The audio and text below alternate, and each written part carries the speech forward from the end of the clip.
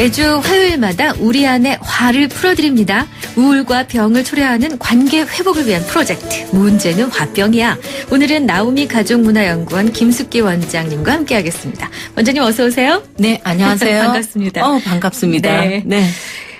사실 저랑은 예전에 인연이 좀 닿았기 때문에 더 반갑습니다. 저도 그래요. 너무 좋았어요. 네. 예. 나우미 가족문화연구원. 나우미가 무슨 뜻입니까? 나와 우리의 미래. 줄임말이에요. 저는 지금 나 이건 줄 알았어요. 그것도 영문으로는 나우미. 그거 맞아요? 지금 나에게 가장 소중한 게 무엇인가. 요것도 이제 포함이 되어 있죠. 중의적이군요. 네. 나와 우리의 미래를 위하여. 네. 오, 이름 좋습니다.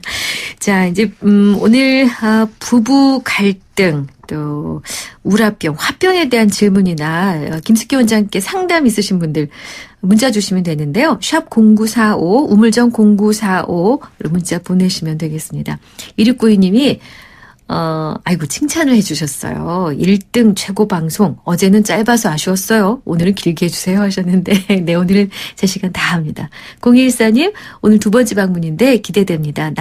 남의 편이 맞습니다. 정말 해결책 좀 알려주세요. 이렇게 주셨어요. 샵 0945 계속 열어두겠습니다. 근데 오늘 여는 말에서요 원장님. 네. 그 가장 신뢰받지 못하는 사람 1위가 남편이라는 통계를 말씀드렸거든요. 어쩌다 이렇게 된 건가요? 가장 가까운 관계에서 사실 상처가 많잖아요. 그렇죠. 그런데다가 네. 이제 부부 간에는 어떻게 보면 가장 좋을 때는 가장 가까운 사이인데 네. 사실 등 돌리면 너무 미운 사이. 남보다 못한 사이. 그렇죠. 그러기 때문에 그럴 수 있죠. 그렇군요. 네, 가장 이 갈등은 뭐 늘 우리 삶 속에 존재하지만 갈등을 빚게 하는 가장 큰 요인?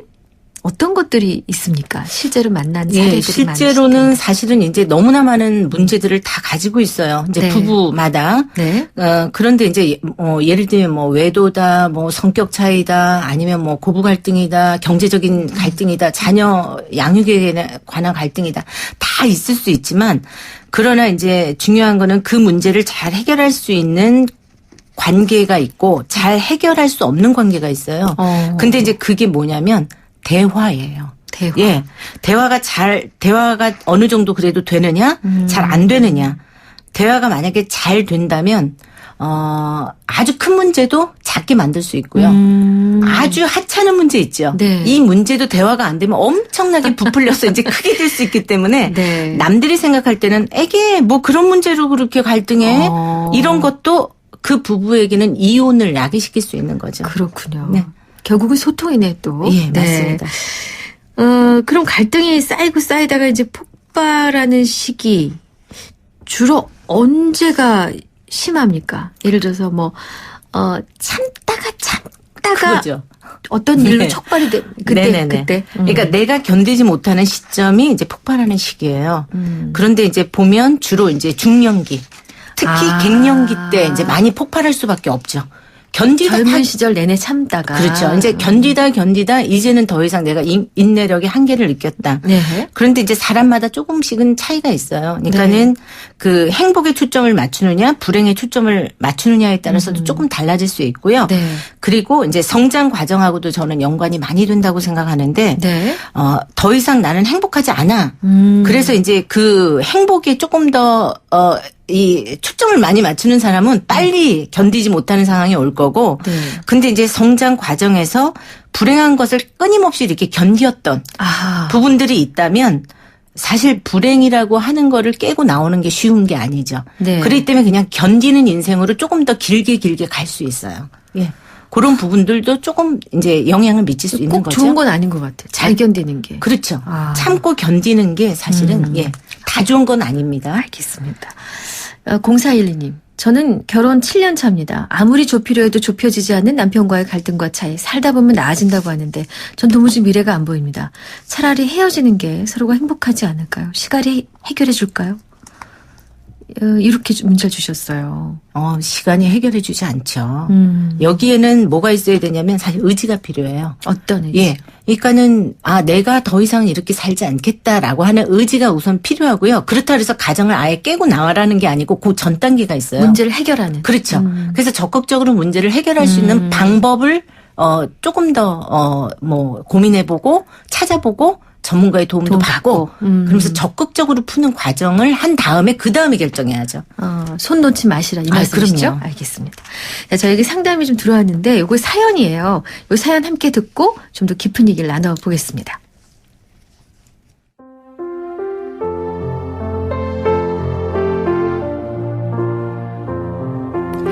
저는 결혼 15년 차로 사춘기 아들 둘을 키우는 가정주부입니다. 남편은 시골 넉넉지 않은 농가 2남 3녀 대가족에서 태어났지만 막둥이라 부모님은 물론 형과 누나의 귀여움을 받고 자랐습니다. 교육을 제대로 못 받아도 먼저 도시로 나간 형과 누나가 남편 하나만은 제대로 공부시키자 해서 지원을 했고 남편도 어려서부터 공부와 성공에 대한 집착이 많아서 나름 좋은 대학, 좋은 직장을 다니며 인정받고 있습니다. 근데 문제는 남편이 저를 너무 무시한다는 겁니다. 몇십 년 참다 보니 이제는 도저히 참기가 힘듭니다. 사실 젊을 때는 몇 번 부딪히기도 했는데 워낙 불같은 성격에다 예민한 성격에 막중한 일을 맡고 있다 보니 제가 많이 양보를 했더니 이제 아예 무시하는 게 일상이 됐습니다. 요즘 자주 부딪히는 건 아이들의 교육 문제인데요. 지금까지는 바쁜 척하며 아이들에게 관심도 없더니 대학 갈 때가 가까워오니까 간섭을 하기 시작하는 겁니다. 사실 교육을 같이 상의하는 건 좋은 일이지만 이건 상의가 아니라 아이들 성적을 점검하고 성적이 이것밖에 안 되는 건 다 엄마 탓이라며 아이들 앞에서 저를 비난한다는 겁니다. 그러다 보니 이제 머리 큰 아들들도 절 무시하는 것 같고 아들 키우는 엄마로서 힘도 붙이는데 이젠 지치기만 합니다. 라고 주셨고요. 내용 속에는 결혼 전에 잘 나가는 커리어 우먼이었는데 결혼 때문에 어쩔 수 없이 회사 그만두고 남편 뒷바라지 하고 있다라는 부분까지 있었습니다. 어떻게 해야 됩니까? 라는 질문. 네. 굉장히 억울한 기분. 그렇죠. 억울하죠. 네. 예. 아내 입장에서는 지금 이제 이 경우가 폭발하는 시점인 거죠. 참다. 지금 왜냐하면 견디다 더 이상 이제 견딜 수 없다고 판단되는 시점이 사실은 이게 터닝 포인트가 될 수 있어요. 저는 오히려 박수를 좀 보내고 그러세요? 싶어요. 근데 갱년기는 아니세요. 결혼 15년 차인 거 보니까. 그런데 이제 뭐냐면 이제 지금 오랫동안 사시면서 끊임없이 남편한테 무시당하고 살았기 때문에 이제 여기에서 이제 무기력. 그러니까 나에 대한 존재에 대해서는 가치가 없는 거로 스스로도 많이 인식할 수 있어요. 왜? 너무 오랫동안 당했기 때문에. 맞아요. 이게 이제 제가 아까 얘기한 무의식에서 의식으로 의식화시키는 거에 대한 지금 터닝 포인트가 될 수 있다는 거죠. 그렇군요. 여기에서 이제 의지가 들어가야 됩니다. 네.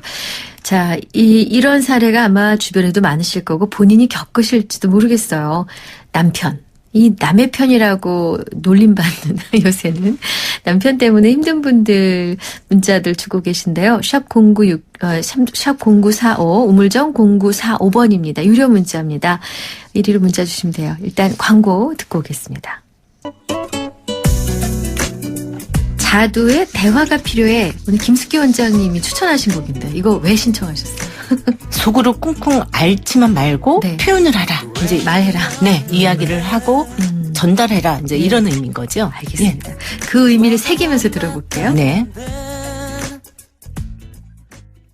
자두의 대화가 필요해 듣고 왔습니다. 노래 나갈 동안에 저희 샵 0945 문자로요. 1692님. 대화할 때 기본적으로 사랑의 마음이 있어야 하고 지혜와 통찰력으로 올바른 목표를 정하는 것이 중요하죠. 라고 주셨고 0214님. 오늘 김숙기 선생님 말씀대로 이젠 표현하고 살아야겠어요. 남편은 밖에서는 인생 상담 잘 해주면서 집안 문제는 저한테 다 맡겨요. 1121님. 우리 남편은 제가 의견만 내면 자신을 무시한다고 합니다. 이럴 때는 어떤 대화의 기술이 필요할까요? 결국 같은 얘기 같아요. 네. 이제 해결책으로 넘어가 보겠습니다. 앞서 저희가 조금 긴 사연을 전해드렸는데 어디서부터 첫 단추를 껴야 됩니까? 우선은 이제 이 남편이 굉장히 가부장적인 사고를 가지고 있는 거는 맞는 것 같아요. 네. 왜냐하면 너무나 긴 세월 동안 아내의 존재에 대해서 존중하지 않았거든요. 네. 인격적으로. 예. 그러니까 이제부터는 사실은 이제 첫 단추가 사실 잘못 끼워진 거에 대해서 인정할 필요가 있고요. 네. 저는 결혼 3년이 평생을 결정한다고 생각하고 그런 책도 냈어요. 최초 3년이. 네. 왜냐하면 이 패턴이 이미 결정되어져 있는 이 패턴을 뒤집어 엎어서 바꾼다라는 건 정말 쉽지가 않아요. 긴 세월을 이미 사셨기 때문에. 네. 그러니까 이제 여기에서는 좀 결단이 좀 필요한데 이 네. 아내분이 우선은 생각하셔야 되는 게 뭐냐면 이제 무시해요, 상대방이. 네. 무시하는 남편도 문제지만 무시하도록 계속 이거를 당하면서 방치하는 것도 사실은 인식하셔야 돼요. 아, 이 부분도 큰 잘못이 있을 수 있구나. 라는 부분을. 왜냐하면 내 자신은 누군가가 무시할 그런 존재가 아니다. 당연하죠. 라는 거에 대한 분명한 의식이 있어야 돼요. 그래서 이제 이 부분이 그냥 참고 견디는 것만으로 시간을 아니다. 계속 네. 이렇게 끄는 게 아니고 사실은 대화해야 되고 표현해야 되고 때에 따라서는 싸우기라도 해야 되고 네. 그러면서 나는 더 이상 무시당할 존재가 아니다라는 거에 대한 포스를 보여주는 게 굉장히 중요하죠. 포스를 예. 중요한 말씀해 주셨어요. 그러면 이 남편이 당황하지 않을까요? 아니 당황하도록 만드는 겁니다. 그걸 해야 된다. 아, 그럼요. 네. 아니 이 여자가 미쳤나? 뭐 이럴 처음에는 정도로. 그랬겠지. 네. 뭘 잘못 먹었나? 왜 저래? 이렇게 나왔어요, 처음에는. 그랬다 할지라도 이 부분에 대해서는 처음에는 선포를 하고 선언을 하고 선포하고 선언한 대로 내가 행동으로 옮기는 거. 네네. 그거 굉장히 중요합니다. 그렇군요. 근데 그 다음 후속 조치가 따라야죠. 딱 한 번 그렇게 선포를 하고 네. 깜짝 놀랍게 줬는데 그 다음에 뭔가 변화된 모습을 보여줘야 되지 않겠어요? 아, 그래서 이제 저는, 사실은 이제 여기에서는, 물론 이제 사람의 성격, 성향, 이건 잘 바뀌진 않아요. 네. 그렇지만 이제 중요한 거는 뭐냐면 개인적인 측면과 관계적인 측면을 이제 살펴볼 필요가 있어요. 네. 그런데 이제 여기에서는 우선은 제가 관계적인 측면을 보려고 해요. 네. 그렇다라고 하면 관계적인 측면은 주고받는 관계, 네. 상호작용을 이야기하는 거거든요. 네. 그러면 상호작용의 결과라고 하는 거를 우선 인정을 하고 네. 그러면 배우자가 이렇기 때문에 내가 이럴 수밖에 없다라고 하는 거는 너무 의존적인 거다라는 거를 깨닫고 여기서 깨고 나오시는 것이 굉장히 이제 중요하다라는 거죠. 네. 예. 그러면 이제 문제가 되는 게 저는 네. 이 남편분이 좀 어떤 문제를 또 일으키시는가 고민을 해보니 아들들이에요. 네네. 아들들이 지금 사춘기에 접어들었고 아빠의 그런 태도를 보면서 엄마를 덩달아 무시하고 있다고 지금 되어 있거든요. 예. 그러면 그렇죠. 나아가서는 여성에 대한 또 무시가 자라나지 않을까 마음속에 나도 네. 모르게 그건 굉장히 나쁜 일이기 때문에. 그리고 이제 저는 네. 요 사연을 들으면서 또 생각했던 건 뭐였냐면, 네. 이 집에 딸이 없나? 이제 이 생각을 했어요. 딸이 없으세요? 예, 왜냐하면 아들들만 가진 아버지와 네. 딸을 둔 아버지는 조금 달라요. 어떻게 달라요? 조금 다를 수 있어요. 왜냐하면 아까 이분이 약간 네. 가부장적인 권위적인 어떤 사고방식을 가지고 계셨잖아요. 네. 그런데다가 또 딸이 없어요. 네. 왜냐하면 딸이 성장하는 거를 보면서 사실은 좀 섬세하고 이런 네. 감성적인 부분 이 여자는 남자하고 또 다르구나라고 하는 거를 좀 인식하면서 내 딸이 이런 귀한 딸이 네. 나중에 한 남자를 만나서 아하. 또 이제 이렇게 무시당하면 안 되잖아요. 그러면 약간 좀 달라질 수 있거든요. 그러니까는 내 아내에 대한 존중보다는 사실은 내 딸을 보면서 여자의 삶에 대해서 생각해 볼 수 있는데 그 기회를 놓친 거예요. 불행하게도 아니, 근데 어떻게 원장님 보면. 그렇게 말씀하시면 네. 방송 듣는 분 청취자 중에 나는 아들밖에 없어요. 이런 분들은 어떡하시라고. 그래서 네. 이제 조금 더 그 부분에 대한 네. 요거는 이제 통계적으로도 사실 조금 연구 사례 뭐 이런 것도 그래요? 나온 게 네. 있어요. 네. 그렇기 때문에 아마 이제 이 아들들도 혹시 엄마를 너무 무시하는 건 아닌가 이런 생각도 들 수 있잖아요. 실제 무시할 수도 있고 어머님이 그렇게 느끼실 수도 그렇죠. 있고요. 예. 그런데 이제 저는 어떤 거에 대해서 조금 그 희망을 좀 걸었냐면 이 아들들이 지금 아주 어린아이가 아니에요. 판단할 수 있는 능력 있는 아이예요. 그렇죠. 그렇다라고 하면 아들과 엄마하고의 관계가 굉장히 중요합니다. 그렇죠. 그렇기 때문에 여기에서 사실은 초점을 조금 그러니까는 그 남편 때문에 남편에 의해서만 존재하는 엄마가 아니고 엄마로서의 아들하고의 관계가 있기 때문에 이 부분에 대해서는 저는 조금 만들어가는 과정이 이제 지금 이제 중요하다고 생각하고요. 그래서 초점을 너무 남편 때문에 네. 남편에 의해서 아들들도 나를 무시하는 건 아닌가 여기에 대한 생각 갖지 마시고 남편과 자식을 별개로. 그렇죠. 별개로 두어야 되죠. 네. 근데 그 보통은 부부간의 권위를 세워주기 위해서 네. 아빠가 아이를 야단칠 때 그 엄마가 아빠의 그 말을 막 막아서고 이러지 말라 그러잖아요. 그렇죠. 엄마가 할 때도 네네. 역시. 마찬가지입니다. 근데 지금 애들 앞에서 얘네들 공부 못하는 게 당신 때문이야라고 지금 다그치신 경우가 여기 있거든요. 네. 예. 그러니까 아이들이 엄마가 공부해라, 학원 가라, 뭘 씻어라 하는 말을 안 들을 것 같은 거예요. 아빠가 그렇게 해놓으셔가지고. 그렇죠. 이제 그럴 확률이 이제 훨씬 더 높고요. 네. 왜냐하면 아빠의 태도가 엄마한테 뿐만이 아니고 아이들한테도 비슷할 거라고 저는 봐요.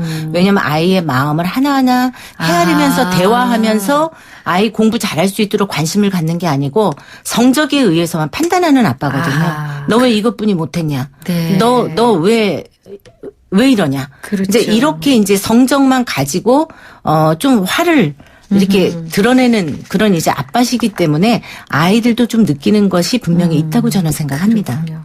그러면 이제 해결책을 이제 짚어주세요. 첫째는 선포하라고 하셨어요. 네, 남편이 선포. 깜짝 놀라게. 나는 무시당할 사람이 아니고 우리 집에 중요한 남편과 동등한 엄마이고 주부이고 아내이고. 네. 이 선포했는데 그 아이들 앞에서 합니까?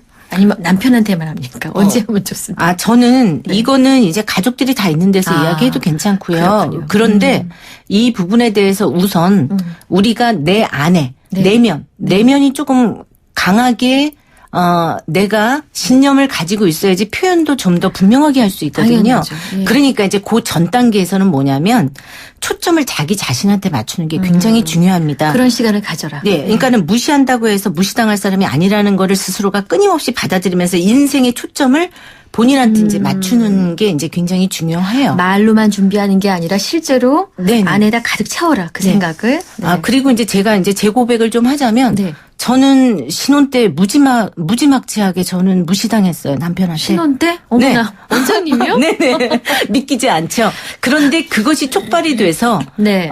난 더 이상 무시당할 수 없어. 무시당하는 존재가 아니야. 이러면서 저는 그 이야기를 듣지 않고 저의 초점을 맞추면서 공부를 더 해야 되겠구나. 그래서 이제 이 길로 들어서셨어요. 예, 공부를 더 하고 오늘날에 이제 제가 있게 된 이유가 어떻게 보면 그러셨군요. 남편이 무시한 게 하나의 계기가 돼가지고 오늘날에 또 제가 있는 부분도 있습니다. 예. 지금 어떻게 보면 그런 면에서 고마운 존재일 수도 있죠. 그러네요. 예. 그러면 나를 자극시켰기 때문에. 예. 이후에 생활이나 태도나 뭐 판단이나 이런 게 좀 달라져야 되지 않습니까? 그 다음 내가 생각을 가득 채우고 네. 선포를 하면 저절로 달라지나요?